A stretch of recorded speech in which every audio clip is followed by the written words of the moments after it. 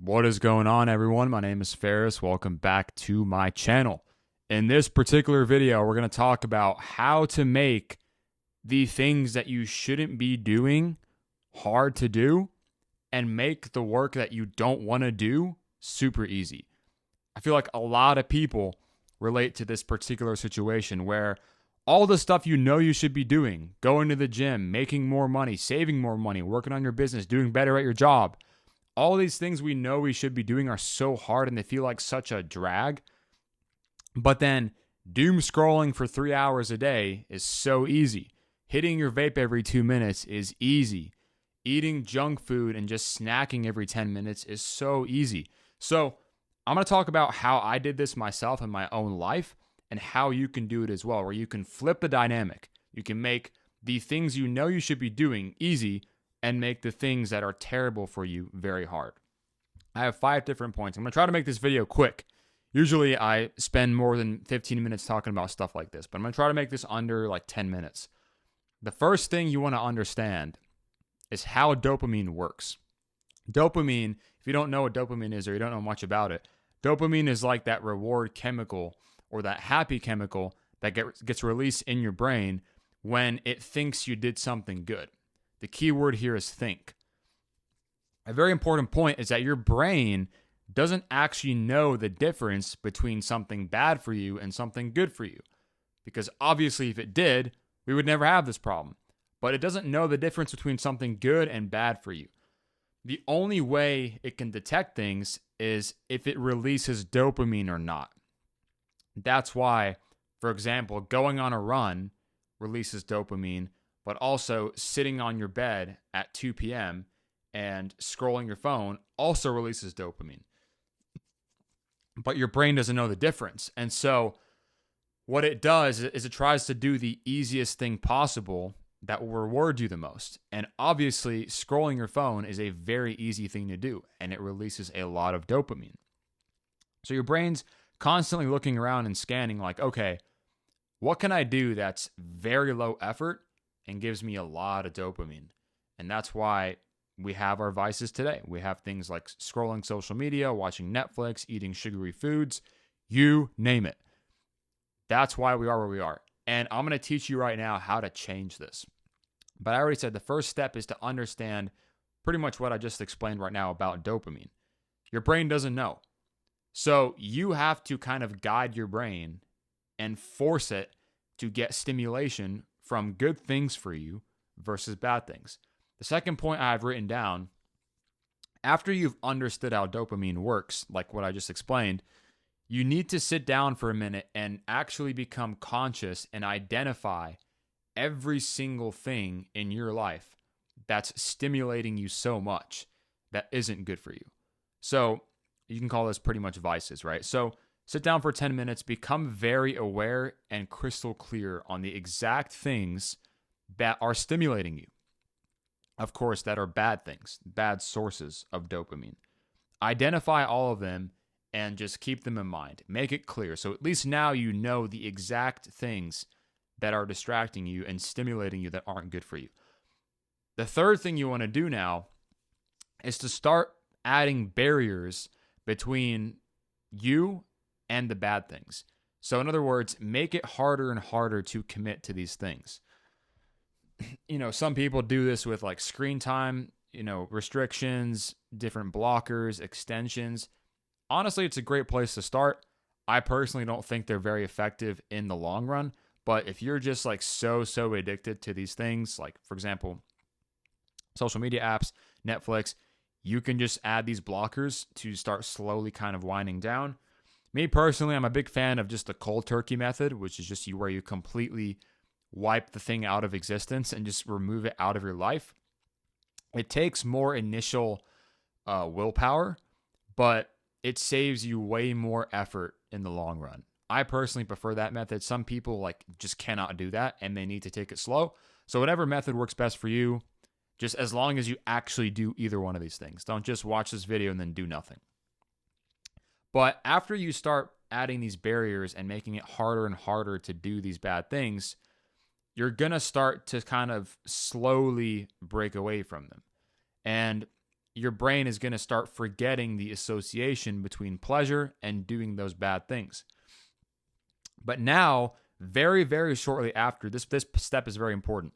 After you've removed the things that are bad for you, as you're actually removing them or making it harder to use these things, you have to start introducing the thing that's better for you as the healthier alternative. But you have to kind of, it's almost like you're pulling the bad things out of your life. And as you're pulling them out, you have to slowly introduce the good thing for you. Now, try to find something that's at least a little bit stimulating. For example, if I want to quit scrolling on Instagram, maybe I want to quit Instagram entirely. What I'll do is I'll either just cold turkey it and delete my account permanently, which is honestly the best idea. But if you feel like that's too hard, okay, start putting heavy restrictions, even get like a lockbox, which I highly recommend, so that you're not checking your phone in the morning and at night. Of course, all of these tools are going to be temporary. You're not going to be relying on this your whole life. But you have to do this in order to just get through that like early stage, because honestly, it's kind of like a drug withdrawal, right? Like the beginning is the hardest part, but once you get past the beginning, it becomes so easy. So you have to introduce those healthy things instead. If let's say I'm removing Instagram, right? Let's say I'm doing that. I can replace Instagram with going for a nice jog outside for just like 30 minutes, right? So that's a very good thing for me. It's very healthy, and it is going to release dopamine, because it gets the blood pumping, it gets your body moving, all that good stuff, and it's going to release dopamine. So the issue most people do is they be like, okay, I'll remove Instagram, easy. They remove it, and then they don't change anything else about their life. They just keep the rest the same. You can't do that because your brain's like, where did that go? Like it's like, where did all that dopamine go? Like, I need to find it. I need to find it somewhere.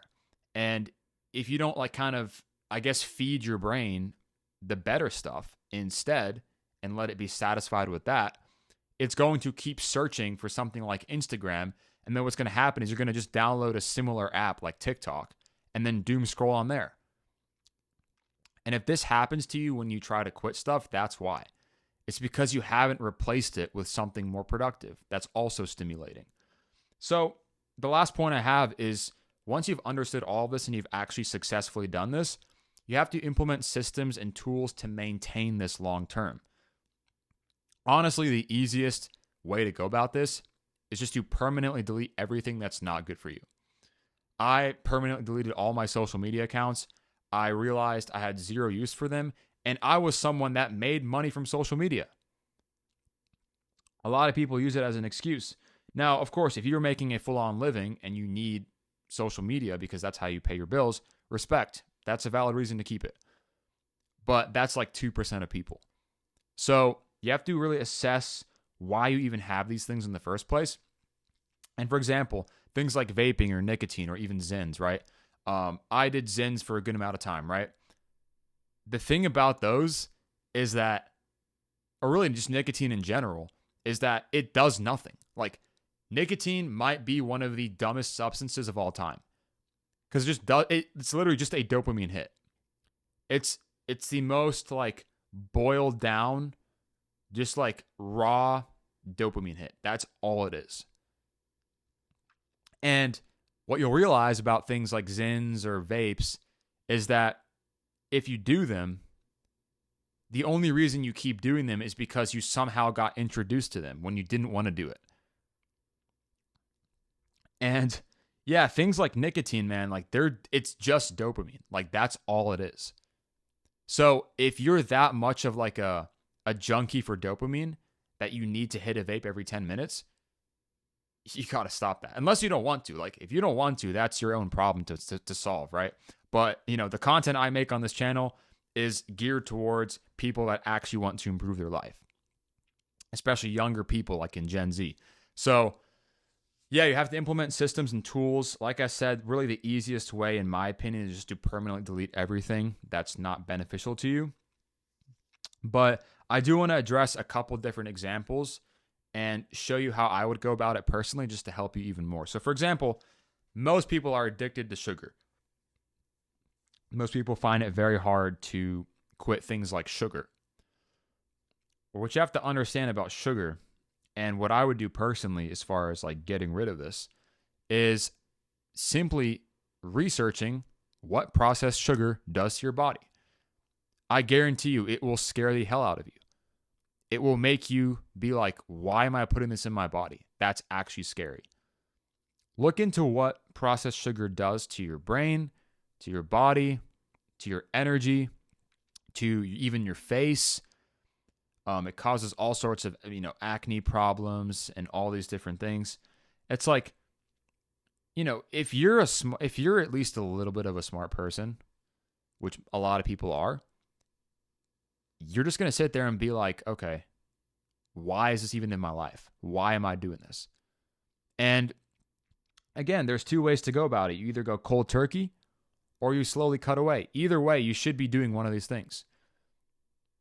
And yeah, that's in a nutshell how I would go about making hard things easy and making the easy things hard. This alone, following this whole like procedure, is what made me actually enjoy things like hard work.